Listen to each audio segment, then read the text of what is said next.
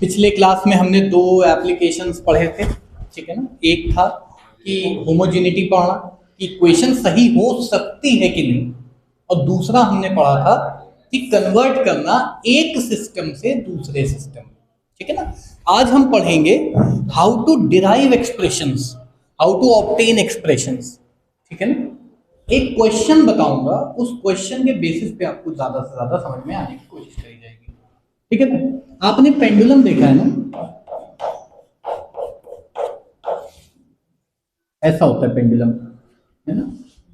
ऐसे ऐसे ऐसे, अगर स्ट्रिंग ना टूटे तो, स्ट्रिंग टूट जाए तो ऐसे, स्ट्रिंग ना टूटे तो ऐसे ऐसे ये करता है, ठीक है ना। कुछ भी बांध लो और ऐसे लटक जाओ, मतलब कुछ बांध लो किसी चीज में और उसको ऐसे छोड़ो तो वो पेंडुलम की तरह होता है। सिंपल पेंडुलम में एक छोटा सा बॉब होता है, BOB बोलते हैं उसको, बॉब द बिल्डर वाला, बॉब, और ये होती है स्ट्रिंग,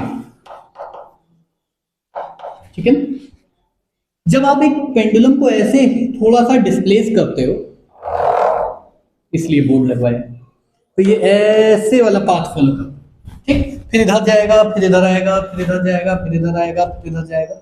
इस पोजीशन को कहते हैं एक्सट्रीम पोजीशन, इसको कहते हैं मीन पोजीशन, फिर इधर जाएगा तो एक्सट्रीम पोजीशन। बेसिक सीखा, कुछ नया नहीं पढ़ा हमने, ठीक है ना।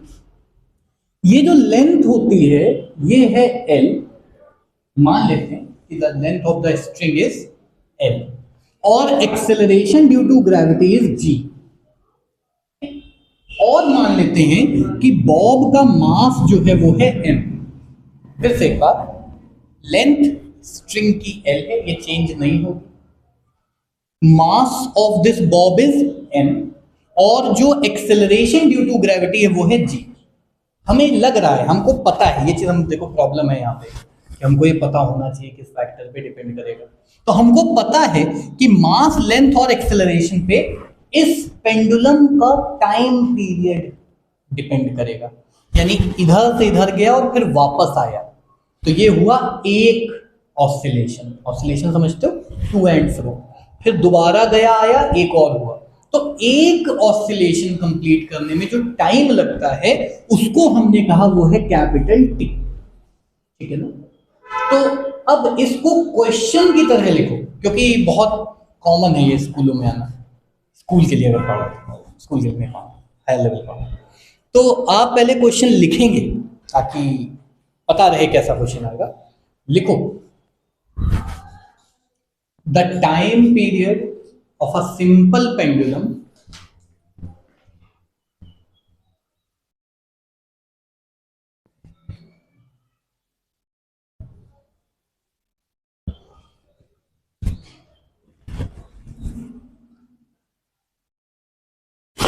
the time period of a simple pendulum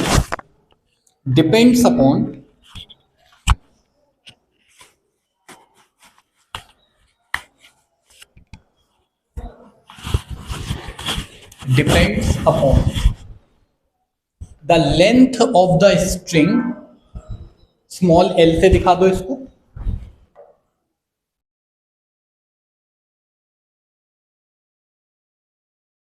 mass of the bob, small m से दिखाएंगे इसको,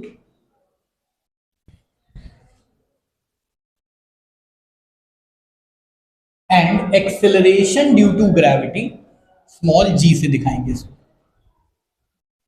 and acceleration due to gravity इसको स्मॉल g से दिखाएंगे, है ना। फुल स्टॉप लगाएंगे। ऑब्टेन या डिड्यूस, देखो इंग्लिश थोड़ी बहुत हम चेंज कर सकते हैं, उसमें कोई हमें दिक्कत नहीं होनी चाहिए। Obtain an expression for the time period of a simple pendulum.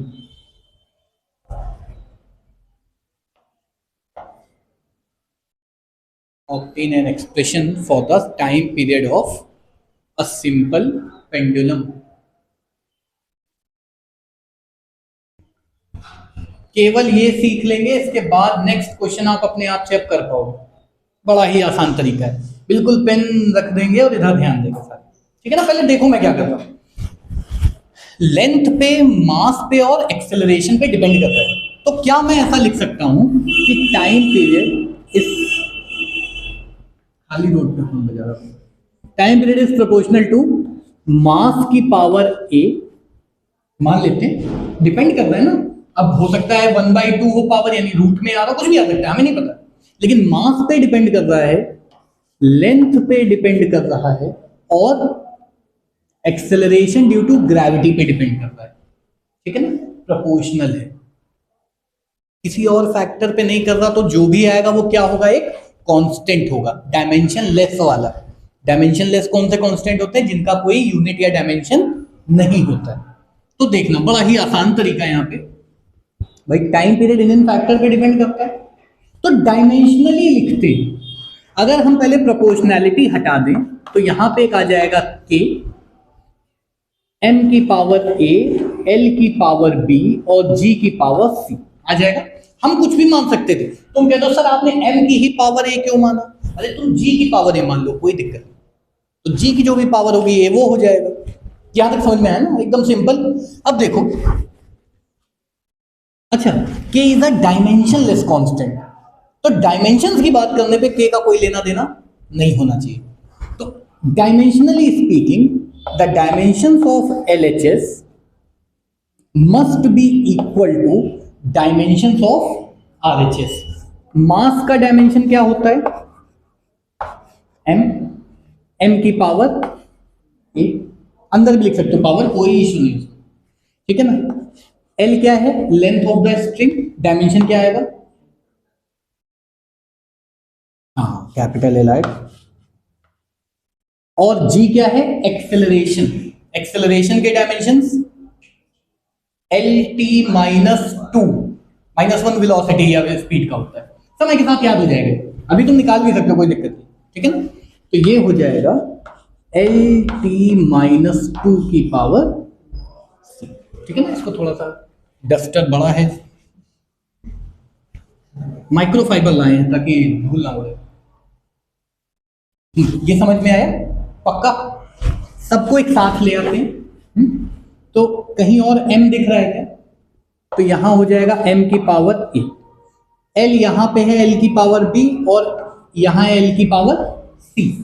l की पावर b इंटू l की पावर c क्या होता है, l की पावर b प्लस c। जब एक्सपोनेंट्स, जब बेस सेम होता है तो पावर्स ऐड हो जाती है, तो हमने पढ़ा था बचपन में, छोटे थे जब। तो l की पावर b प्लस c, कोई प्रॉब्लम। और t कहीं और दिख रहा है क्या, t की पावर -2c, ये है डायमेंशंस ऑन द RHS, कोई दिक्कत, ये है डायमेंशंस ऑन द RHS। और डायमेंशंस ऑन द LHS क्या है, m की पावर 0, l की पावर 0 और t की पावर 1। अब कहोगे सर आपने m और l लिखा क्यों, क्योंकि यहां पे भी तो m और l था। अब कंपेयर करते हैं, a किसके बराबर आएगा, इसका मतलब मास पे तो डिपेंड करेगा ही नहीं, तो चाहे ये कितना छोटा सा बॉब ले लो, चाहे तुम खुद बॉब बन जाओ, स्फेरिकल होना चाहिए ना, वरना कंपाउंड पेंडुलम आ जाता है, फिर गड़बड़ होता है। तो चाहे हल्का पेंडुलम लो, चाहे भारी पेंडुलम लो, तो रिकॉर्डिंग बंद करेंगे तो हम लोग एक करके देख लेंगे, सेम लेंथ की स्ट्रिंग पे हम करके देख सकते हैं, इसमें कोई इशू नहीं, ठीक है ना। अब जरा कंपेयर करो, -2c किसके बराबर है। अब तुम कहोगे सर पहले इसको क्यों नहीं किया, क्योंकि यहाँ पे b और c दो वेरिएबल है, पहले हम c निकाल लेते हैं, कैसे भी कर सकते हैं, कोई इशू नहीं, ठीक है ना। तो पहले मैं इसको कंपेयर कर लेता हूँ, l को कंपेयर करते हैं, पावर्स ऑफ l, तो 0 इक्वल्स b प्लस c, तो क्या मैं कह सकता हूं b इक्वल्स -c आ रहा है। और अब जरा t के पावर्स को कंपेयर करो, कितना आएगा, -2c इक्वल्स टू 1, देखो ये 1 के बराबर आ रहा है ना यार, यहां तक तो बहुत बड़ा आसान था। अब क्या हम इससे c की वैल्यू निकाल सकते हैं,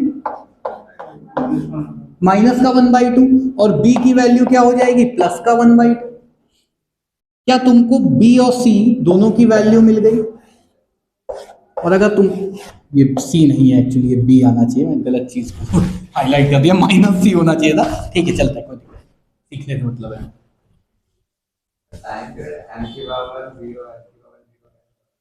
बेटा यहाँ पे m और l था ना, तो यहाँ पे m और l तो था ना, तो हमने m की पावर 0 l की पावर 0 मान लिया।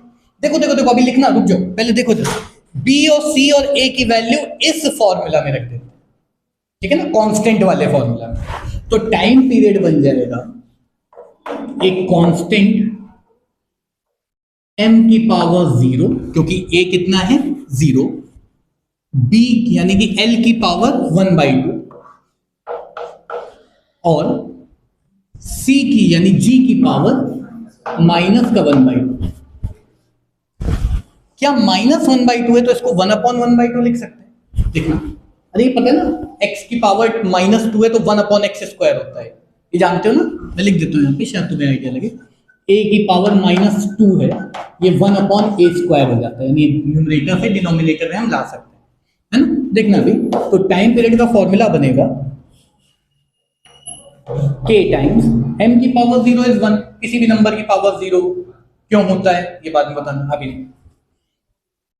क्या मैं L/G लिख सकता हूं, L की पावर 1/2, G की पावर भी नीचे लिखा है तो 1/2, ये समझ में आ रहा है। क्या मैं पूरे की पावर 1/2 लिख सकता हूं, पूरे की पावर 1/2 लिख सकते हैं ना हम लोग, ये आता है कि नहीं। देखो 9 का स्क्वायर अपॉन 3 का स्क्वायर, मैं इसको लिख सकता हूं 9/3 का होल स्क्वायर, ये जानते हो, एसोसिएट कर सकते हैं ओवरऑल पावर, ये जानते हो ना। नहीं जानते हो तो अभी जान दे, बड़ा बेस्ट है। ये समझ में आया पक्का। अच्छा, यही तुम्हारा रिलेशन है। अब कहोगे सर इस के की वैल्यू हमें कैसे पता चलेगी, तो आज की क्लास में हम लिमिटेशन भी पढ़ेंगे। हम डायमेंशनलेस कांस्टेंट को नहीं निकाल सकते, हम कैसे बताएंगे कि के की वैल्यू क्या है, हमें नहीं पता, है ना। देखो एक्चुअली जब आप फॉर्मूला निकालोगे कुछ महीनों के बाद, ये आएगा ही टॉपिक, तो ये फॉर्मूले का ये होता है 1/2 √L/G। 1/2 पता मेरे को याद नहीं, रटा नहीं, मैं निकाल सकता हूँ, एक को फॉर्मूला नहीं याद होगा, ये तरीका होता है, ठीक। बट आप यहाँ पे ही झूठ, आपने रटा थोड़ी ना है, यहाँ पे भी सही। और अगर तुमने याद करो ये वाला फॉर्मूला, मैंने शायद डायमेंशन भी निकलवाए थे पहली क्लास में, 1/√L/G के डायमेंशन निकलवाए थे मैंने, तुम नहीं आए थे, ये किया था हम लोगों ने। ये समझ में आया कैसे करना है। जिन जिन चीजों पे डिपेंड करता हो, रैंडमली पावर एसोसिएट कर दो, ए बी सी, प्रोपोर्शनैलिटी हटा के क्या लगा दो, कांस्टेंट। और फिर डायमेंशंस की बात करो तो डायमेंशनलेस कांस्टेंट का कोई लेना देना नहीं होता है, दोनों साइड के डायमेंशंस को इक्वल दिखाते हैं और फिर ए बी सी डी जितने हो आप निकाल सकते हो। समझ में आया, इसको आप नोट कर सकते हो अगर करना चाहो तो। फिर नेक्स्ट क्वेश्चन करते हैं।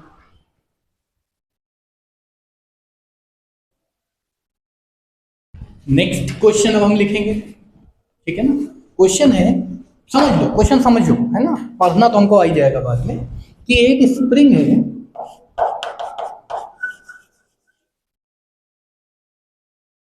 ऐसा फ्रिक्शनलेस सरफेस है सारे, और यहां जो मास लगा हुआ है वो है m। स्प्रिंग का एक कांस्टेंट होता है k, जो हम पिछली बार निकाल चुके हैं, अगर तुम लोग को याद हो तो।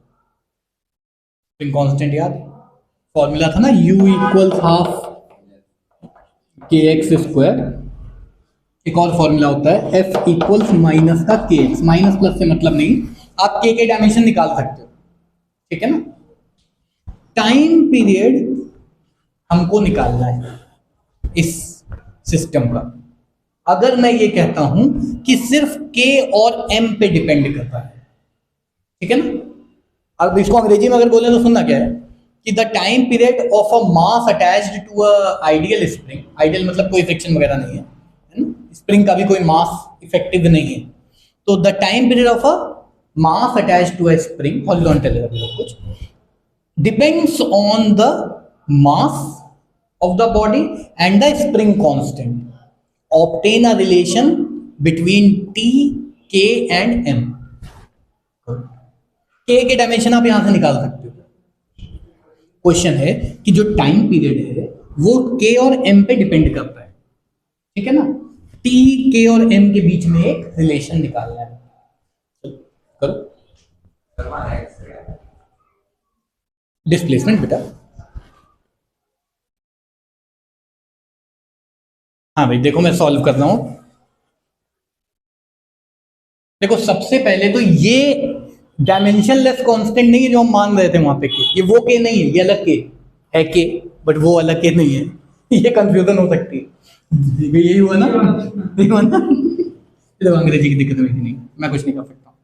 उनको भी के डैश, के डबल डैश, के ट्रिपल डैश कुछ लेना चाहिए था। देखो मैं समझाता हूँ। सबसे पहले तो हमने कहा time period is proportional to m और के। तो हमने मान लिया m की पावर a और इस k की पावर b, ठीक है ना, ये हमने मान लिया। अब प्रोपोर्शनैलिटी हटाते हैं तो एक कांस्टेंट लगा देते हैं। कांस्टेंट क्या लगाए, फिर k और k, फिर क्या होगा के स्क्वायर, कुछ भी कांस्टेंट मान सकते हैं ना, a b c d e f, ठीक है ना। किसको माने तुम बताओ, d मान लो। तो हमने कांस्टेंट मान लिया d, where d is a dimensionless constant, और m की पावर a, k की पावर b। अच्छा k के डायमेंशन मैं यहां से निकाल सकता हूं, क्या होंगे, mt माइनस टू, ठीक है ना, ये हमको पता है। तो t के डायमेंशंस, अब डायमेंशंस की बात करते हैं, d से कोई लेना देना नहीं है, ये हो जाएगा मास की पावर a, ठीक, और k की जगह क्या लिख सकता हूं, mt माइनस टू की होल पावर b, यानी m की पावर b और t की पावर माइनस टू बी, ठीक है ना। और यहां पे m तो है नहीं, तो m की पावर जीरो मान ली, t की पावर वन मान ली, एक ही स्टेप में सब खींचा लेकर मचाते हैं। तो m की पावर जीरो, t की power one is equals to, dimensionally बात कर रहे हैं, यहां m की पावर a प्लस b और t की पावर माइनस टू बी। ये समझ में आया क्या हो रहा है, कॉपी करना आराम से, यहां तक समझ में आया। अब देखो इन दोनों को पहले कंपेयर करना है, कोई भी दो कंपेयर कर लो, कोई दिक्कत नहीं। तो पहले m को कंपेयर करो तो a की power a equals to minus B आ रहा है, ठीक, और p की पावर कंपेयर करो तो b की वैल्यू माइनस का वन बाई टू आ रहा है। b की वैल्यू यहां डाल दो तो a आ जाएगा वन बाई टू। अब ये वैल्यू और ये वैल्यू a और b की इस फॉर्मूला में डाल देते हैं, तो t का फॉर्मूला बनेगा एक कांस्टेंट जिसकी वैल्यू मैं बता रहा हूं होती है, जरूरी नहीं है तुम्हें याद करना, होती है वन बाई टू पाई, और m की पावर वन बाई टू, ये बनेगा m की पावर वन बाई टू, और b की यानी कि k की power minus one by two. Combine कर लो, इसको नीचे लिख लो, तो m की power one by two divided by k की पावर वन बाई टू, भाई ऊपर माइनस में था नीचे आके प्लस हो जाएगा, और एक साथ लिख लो अंडर रूट m बाई के। अब जरा याद करो, ये वाला भी हमने करा हुआ है, इसमें हम लोगों ने चेक किया था ना, m बाई के रूट में क्या आता है, t के बराबर ही आ रहा था, समझ में आया तरीका, ठीक। अभी एक और करेंगे ऐसे, कोई दिक्कत इसमें किसी को भी, देख लो, अगर नोट करना चाहो तो कर लो, वैसे जरूरत नहीं होगी तुम लोगों को।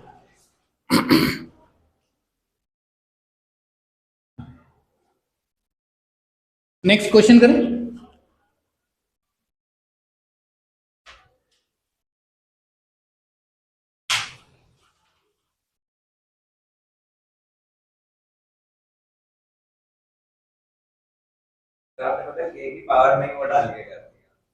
यहां पे जो k था वो स्प्रिंग का वो एक अलग वेरिएबल है, वो कांस्टेंट है ही नहीं, यहां कंफ्यूजन हो सकता है कि यहां भी k है वहां भी k, समझे ना।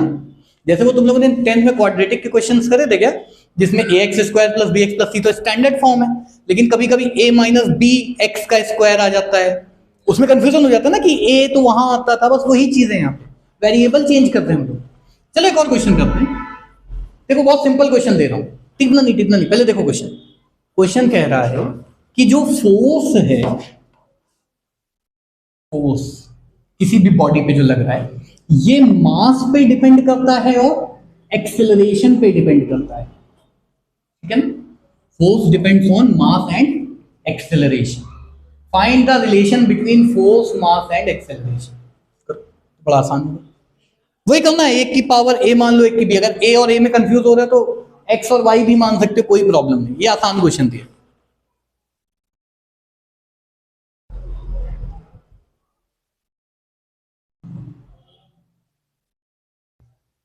मैं तो बहुत कुछ कहता रहता हूँ, कुछ भूल जाता हूँ। जब वैल्यू निकालते हैं ना, जैसे यहाँ पे हमने मान लिया इसकी पावर x, इसकी पावर y, ठीक है ना, a b c d कुछ भी मान सकते हो, a और a में कंफ्यूजन होता तो हम बताते, है ना, इसलिए हमने x और y मान लिए।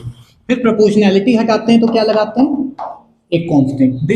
दिस इज नॉट दैट के जो अभी हमने स्प्रिंग में किया था, वो अलग है। ये के क्या है, एक डायमेंशनलेस कांस्टेंट, कुछ भी हो सकता है, अल्फा बीटा गामा, अपना नाम लिख दो उसके लिए, कोई दिक्कत नहीं, कोशिश करो ना लिखो नाम, है ना। तो ये हो गया m की पावर x, y नहीं, a की पावर y, राइट।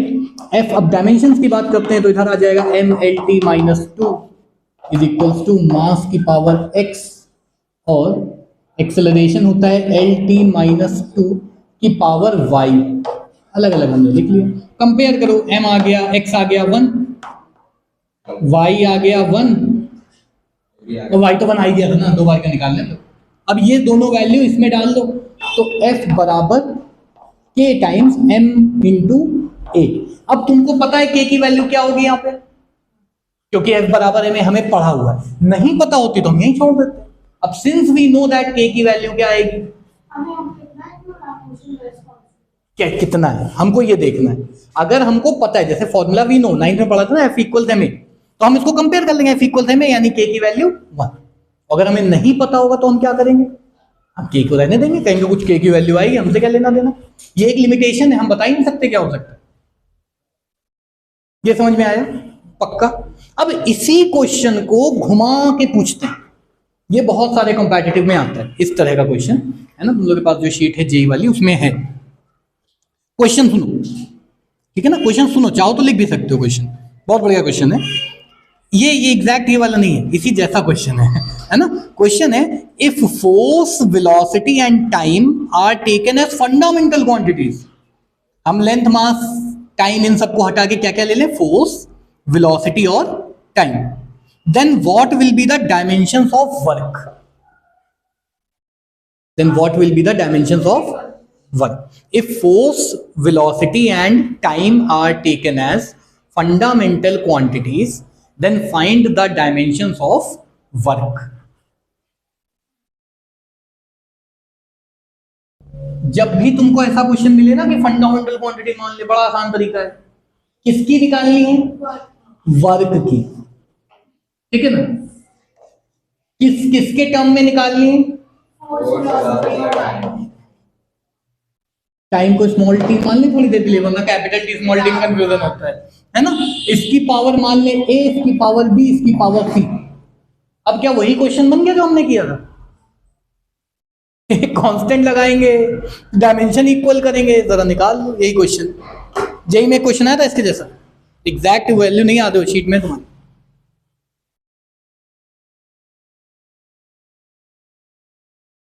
देखो भाई, सेम क्वेश्चन है, प्रोपोर्शनैलिटी हटा के हम क्या लगा लेते हैं, कांस्टेंट।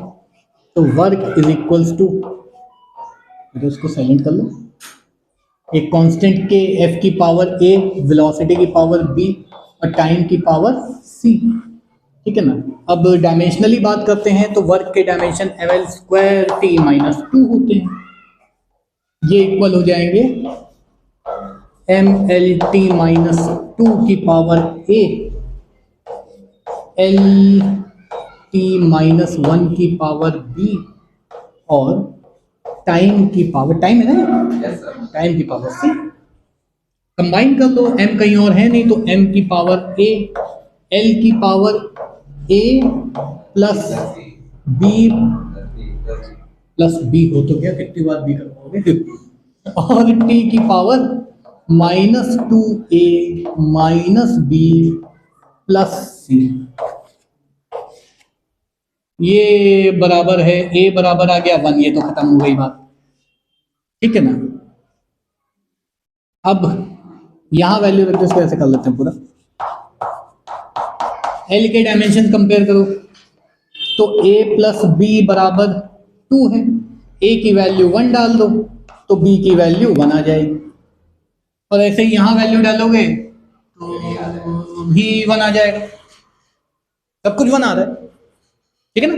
यानी अब ए बी सी को अगर हम यहां डाल दें तो वर्क के डायमेंशंस हो जाएंगे एफ वी टी, अगर फोर्स, वेलोसिटी और टाइम ये फंडामेंटल क्वांटिटीज होती तो ये बनता वन। समझे? कठिन है क्या बहुत? ये आया हुआ क्वेश्चन। अब आपकी शीट में जेई मेंस का क्वेश्चन देखो, शायद 2020 का है, कब का है, अब वो ट्राई करो।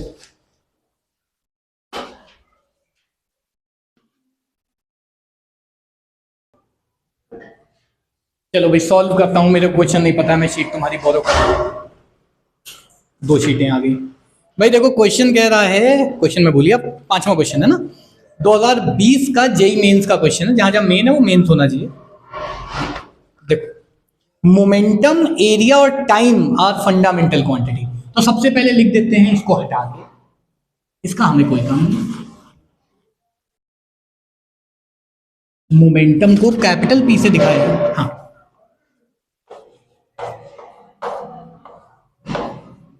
ऐसा पावर लगा लिया हमने। ये फंडामेंटल क्वांटिटीज हैं, किसके निकालने हैं? एनर्जी के या वर्क के की चीज होती है। तो एनर्जी के डायमेंशंस निकालने हैं हमको। प्रोपोर्शनैलिटी लगाते हैं। अब देखो क्योंकि हम लोग एमसीक्यू पे आ गए हैं, ठीक है ना, क्योंकि हम लोग जेई का क्वेश्चन कर रहे हैं, तो फिर हम लोग थोड़ा सा पैटर्न भी बदलेंगे। वो स्कूल वाली थिंकिंग हटा के काम करना पड़ेगा। कैसे? अब मैं वो सारे स्टेप करूंगा ही नहीं बीच वाले। डायरेक्ट एनर्जी का लिखा हमने ml²T-2। टाइम तो लिमिटेड है हमारे पास, है ना, तो ज्यादा क्वेश्चन करने की आवश्यकता नहीं है। और सिर्फ यही नहीं, नीट की भी बात हो रही है, सब मेन नीट सेम लेवल होता है, 1-2 क्वेश्चन आगे पीछे होता है, ठीक है ना। मोमेंटम के डायमेंशंस क्या होते हैं? mlt-1 पावर है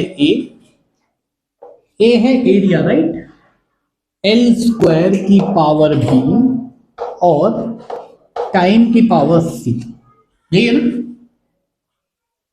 इसको अंदर सबकी पावर लिख लेते हैं, ए और माइनस का ए। m कहीं और तो दिख नहीं रहा है, तो a की वैल्यू आ गई 1, ठीक। l² है, यहां l की पावर a+2b है, तो a+2b जो है ये किसके बराबर है? 2 के। इसको इधर भेज देते हैं तो b आ जाएगा 1/2, ठीक है ना। तो a आ गया, b आ गया, और c निकालना है। तो -2 इक्वल्स, या -12 -a + c, तो ये हो जाएगा जो भी ऑप्शन मैच कर रहा, और मेरे हिसाब से आ रहा है ऑप्शन बी। जेई बहुत कठिन है, नीट बहुत कठिन है। कठिन है कंसिस्टेंसी। डेली आधा घंटा सिर्फ अपने आप से आप ये सवाल करो कि आपने पढ़ा क्या, आधा घंटा नहीं, मतलब 2 मिनट भी चलेगा। आप खुद से सवाल करो, आज हमने जो सीखा वो कहाँ जीवन में काम आया? फॉर्मूला निकालने काम आया भाई, चेक करने के काम आया। अब लिमिटेशन कहाँ कहाँ पे? मान लो कोई ऐसा कांस्टेंट हो जो डायमेंशनलेस ना हो। अगर मैं कहता तुमसे कि फोर्स इज प्रोपोर्शनल टू, ठीक है ना, product of mass and distance का स्क्वायर, तब हम जी नहीं लगाते यहां पे, तब हम कोई कांस्टेंट के लगाते, which would have been dimensionless, answer would have been different. तो हमको पहली बात तो कोई भी डायमेंशन वाला कांस्टेंट होगा फॉर्मूले में तो हम उसको निकाल नहीं पाएंगे। दूसरी चीज 3 तक तो चल जाता है, ए बी सी, जहां चौथा टर्म आता है वहां चीजें गड़बड़ होनी चालू हो जाती है। क्यों? क्योंकि फंडामेंटल क्वांटिटीज तो एमएलटी ही लेते हैं हम ज्यादातर, वो ए भी आ जाता है, अगर आप करंट की बात कर लो तो ए आ जाता है। पर इस केस में ज्यादातर में एमएलटी, यानी आप मैक्सिमम कितने टर्म ले सकते हो? 3 वेरिएबल, 3 इक्वेशन बनेगी, आराम से हो जाएगा। लेकिन जहां 4 वेरिएबल और 3 इक्वेशन बनी वहां गड़बड़। तो हायर टर्म्स, जहां नंबर ऑफ टर्म्स ज्यादा होते जाते हैं, वो फिर गड़बड़ होता है, ठीक है ना। अच्छा, एक डायमेंशन आएगा बेटा, मान लो, है ना, कोई ऐसा फॉर्मूला हम लेते हैं जिसमें 3 से ज्यादा कांस्टेंट है। इसी फॉर्मूले में अगर एक ऐसा कांस्टेंट और आ जाता, मान लेते हैं हम मोमेंटम, एरिया, टाइम, और इसके अलावा मैं मान लूं वेलोसिटी, नहीं वेलोसिटी और मोमेंटम तो सेम हो जाता है, मास भी मान लेते हैं, ठीक है ना। तो यहां पे एक मास आ जाता, उसकी पावर डी आ जाती, ठीक। अब तुम्हारे पास 1 2 3 टर्म के लिए कितनी इक्वेशन बनती? ए बी सी और डी, 4 वेरिएबल होते। यहां 3 इक्वेशन ही तो बन सकती है मैक्सिमम। तो 4 variable 3 equation is not possible. जितनी इक्वेशन उतने वेरिएबल मिनिमम चाहिए, जानते हो ना। क्वाड्रेटिक इक्वेशन के लिए कितने इक्वेशन चाहिए? 1, क्योंकि उसमें वेरिएबल कितने होते हैं? एक एक्स, ए स्क्वायर, बी स्क्वायर, ये सब तो होता है क्या? लीनियर इक्वेशन में कितनी इक्वेशन चाहिए होती है? 2, क्योंकि इक्वेशन इन 2 वेरिएबल है, समझे। और 3 वेरिएबल हो जाए ए बी और सी तो 3 इक्वेशन चाहिए होंगी। तो यहां पे आप वही कर सकते हो। हाँ, फिर हम मास और मोमेंटम को रिलेट करके कुछ और हमें चाहिए होगा, फिर इतना आसान नहीं है सॉल्व करना। तो सीधा सीधा जो हम पढ़ते आ रहे हैं ना, सब कुछ स्ट्रॉबेरी फ्लेवर, वेनिला फ्लेवर, लेकिन लेके आ रहे हैं भाई, स्ट्रॉबेरी फ्लेवर है सब कुछ अभी, है ना। फिर उसके बाद उसमें वो चॉकलेट में भी वो ब्राउनी और भूख लगा इतनी देर में, है ना, वो फज और जाने क्या क्या आते हैं, वो सब डालोगे तो नहीं हो पाएगा। चॉकलेट है, खत्म। समझ रहे ना क्या कहना चाह रहा हूं? तो 3 वेरिएबल तक चलता है, 3 के बाद आते हैं तो प्रॉब्लम हो सकती है, और अक्सर होती भी है। तीसरी चीज, हम अपने आप कोई फॉर्मूला नहीं निकाल सकते, हमें पता होना चाहिए कि इन पे डिपेंड कर रहा है।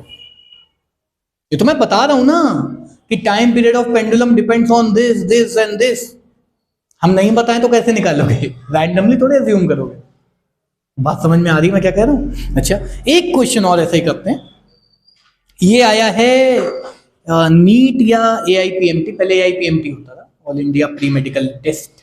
नीट 2015 का क्वेश्चन, 15 में शायद कैंसिल भी हुआ था, ज्यादा तो जगहों पे कम 15 में कैंसिल दिखता है मुझे, याद भी नहीं। सुनना, हाँ, क्वेश्चन सुनना, लिखने की जरूरत नहीं है। सुनने क्या था, चलो मैं पहले चेक कर लूँ, रिकॉर्डिंग चल रही, बकवास कर ले, बाद में लोग कहते हैं चल रही है। हाँ भाई, क्वेश्चन सुनना। कहां गया? हाँ, खो गया था। 2015 नीट का क्वेश्चन है। एनर्जी, वेलोसिटी और टाइम फंडामेंटल क्वांटिटीज है, ठीक है ना। सरफेस टेंशन का फॉर्मूला निकालना है। एनर्जी, वेलोसिटी और time fundamental quantity. Surface tension क्या होता है? फोर्स पर यूनिट लेंथ, ये होता है सरफेस टेंशन, ठीक है ना। समझ में आ रहा है क्या क्या हुआ है, क्या क्या दिया है? एनर्जी, वेलोसिटी और टाइम। शायद पिछले वाले में भी एनर्जी, वेलोसिटी ऑफ टाइम और टाइम, ये मोमेंटम था, इससे पिछले वाले में देखो एक बार फोर्स था। हाँ हाँ हाँ, वो जनरली वेलोसिटी और टाइम लेके चलते हैं। चलो जरा करो, LHS में फोर्स पर यूनिट लेंथ की डायमेंशन रख दो।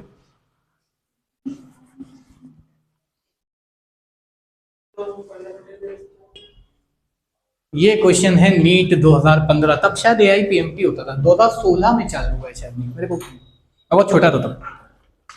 चलो भाई देखो, क्वेश्चन कह रहा है, क्वेश्चन क्या था मैं भूल गया। हाँ, क्वेश्चन कह रहा है कि अगर एनर्जी, वेलोसिटी और टाइम, यही है ना, अगर ये फंडामेंटल क्वांटिटी हो जाए तो सरफेस टेंशन की डायमेंशन क्या होगी? Power A, power B, power C is proportional to surface tension, force per unit length. ये हमको याद रखना पड़ेगा, फोर्स अपॉन लेंथ। फोर्स होता है MLT-2, लेंथ होता है L, L से L कट गया, ये भी हमने दिमाग में कर लिया। अब हम 11th में आ गए, हम इतनी तेज कर सकते हैं। तो MT-2, और थोड़ी देर पहले MT-2 किसी और का भी निकाला था हमने। अब मान लो क्वेश्चन आ जाए, right 3 pairs whose dimensions are same, तो एक तो MT-2 स्प्रिंग कांस्टेंट निकाला था ना, स्प्रिंग कांस्टेंट था ना, F/x न्यूटन पर मीटर। हाँ, तो ये मैंने कैसे याद किया? मैंने यूनिट याद रखी, K की यूनिट क्या है? न्यूटन पर मीटर। सरफेस टेंशन क्या है? न्यूटन पर मीटर। जिनकी जिनकी यूनिट एक जैसी, उनकी उनकी डायमेंशन भी एक जैसी। टॉर्क और वर्क की भी सेम आती है ना। तो करते जाएंगे बहुत सारी चीजें। तो वही कंपेयर करना है। E होता है एनर्जी, यानी कि MLT-2, ML²T-2। जहां जहां है वहां वहां A लगा देते हैं। V होता है LT-1 और T होता है C। This is proportional to M की पावर 1, L की पावर 0, T की पावर -2। L की पावर 0 क्यों लिया? क्योंकि यहां पे L आ रहा है, वहां पे L नहीं आ रहा है, हमने ले लिया, यहां पे भी कोई दिक्कत नहीं। स्क्वायर ब्रैकेट कूल दिखने के लिए। अब भाई यहाँ m कहीं और है नहीं, तो a की वैल्यू तो 1 निकल आई डायरेक्ट। अब मैं तुरंत ऑप्शन चेक करूंगा। ऑप्शन पहले मैं लिख देता हूँ, हाँ, इन केस शायद हमें आगे सॉल्व भी ना करना पड़े, है ना। देखो पहला ऑप्शन है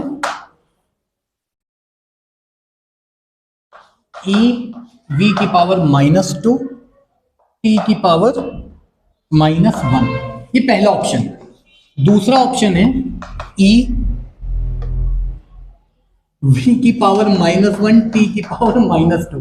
देखो a 1 आ रहा है, यानी e की जगह तो 1 आएगा, लेकिन दो ऑप्शन एक जैसे हो गए, मुझे आगे भी सॉल्व करना पड़ेगा। हाँ, काम चोरी नहीं चलेगी, चल जाती कभी कभी। कभी कभी क्वेश्चन ही ऐसा देते हैं, तुम ए और बी में बड़ी बड़ी इक्वेशन बन रही है, लेकिन सी देखते ही सॉल्व हो रहा है, और सी पे ही सिर्फ आंसर मिल जाएगा। तो सिर्फ फिजिक्स नहीं, हाँ, दिमाग, कॉमन सेंस भी चलना चाहिए। हमारे इंजीनियरिंग में 1 महीना कॉमन सेंस की क्लास हुई, बुरी याद है, अच्छी याद है। चलो भाई, सी है, ई यहाँ भी पावर 1 है, v की पावर -2 t की पावर -2, जो सबका आ रहा है, चारों का आ रहा है, बहुत अच्छी बात है। और डी ऑप्शन है e की पावर -2 v की पावर -1 t की पावर -2। ये तो नहीं हो सकता, ऑप्शन एलिमिनेशन होना चालू हो गए, है ना। ये नहीं हो सकता भाई, ये नीट 2015 का क्वेश्चन है। डॉक्टर बन जाते तुम लोग 2015 में एक क्वेश्चन सॉल्व करके। हाँ चलो भाई, ए निकल आया। अब जरा एल की पावर देख लेते हैं। तो एल की पावर है 2a + b, बराबर है ये 0 के। a की जगह 1 डालो तो b आ जाएगा -2। अब देखो e की पावर 1 इसमें भी है, इसमें भी है, इसमें भी है। b की पावर -2 यानी वेलोसिटी जो है ये -2 होना चाहिए, ये इसमें भी है और इसमें भी है। हमें पूरा ही सॉल्व करना पड़ेगा, कोई ऑप्शन ही नहीं है ना। अब देखो धीमे धीमे एलिमिनेट हो रहे हैं ऑप्शन, ये हट गया और ये हट गया। वो आता था ना केबीसी में 50-50, अब डबल डिप हो गया है। डबल डिप हमें नहीं अलाउड है नीट वगैरह में, है ना, मीन्स में। चलो भाई सॉल्व करते हैं। तीसरा टाइम हो गया, -2a - b + c बराबर -2। a की जगह डाला 1 तो -2, b की जगह डाला -2 तो ये आ गया +2। वे तो कैंसिल हो गया, c बराबर -2, यानी ये वाला ऑप्शन सही। 3 नंबर मिल गए इतनी सी मेहनत करके। ये 3 का होता है प्लस, बस +3। अभी जब आगे जैसे जैसे आप जीवन में एडवांसमेंट आएंगे ना आपके, और रोटेशन, थर्मोडायनेमिक्स, ये सब आएगा, तब आप कहेंगे अरे यही अच्छा था। ठीक है ना। तो क्वेश्चंस यहीं तक रखते हैं, पहले रिकॉर्डिंग बंद कर देते हैं, फिर 1-2 क्वेश्चन और कराएंगे भी।